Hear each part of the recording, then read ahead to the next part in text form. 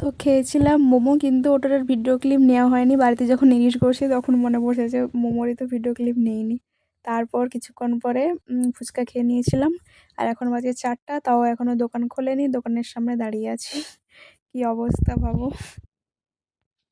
এখন বাড়ি ফিরছি, কি আর করব, দোকানে জিনিসপত্র ছিল না, ঠিকঠাক তো কিনতে পারিনি, বাড়ি ফিরছি। তো কোথায় গিয়েছিলাম সেটাই তো তোমাদেরকে বলা হয়নি। তো আমি গেছিলাম চণ্ডীপুরে আমার কিছু জিনিসপত্র কিনতে। এবার আমি 1টার সময় গিয়ে পৌঁছেছি, একটা দোকান থেকে জিনিস কিনেছি, তারপরে আরেকটা দোকানে যখন যাই দোকান বন্ধ করে দিয়েছে। 1টা থেকে 4টা পর্যন্ত ওয়েট করেছিলাম। তো 4টার পর 4টায়ও দোকান খোলেনি। তারপরে আবার ফোন করেছিলাম, দিয়ে 5টার দিকে দোকান খুললো। এবার তারপরে কি হলো যে এতক্ষণ দাঁড়িয়ে দাঁড়িয়ে দেখলাম যে আমি যে জিনিসটা নিতে গেছিলাম সেই দোকানে সেই জিনিসগুলো নেই। হয় বড় সাইজ দেখাচ্ছে, নাহলে ছোট সাইজ।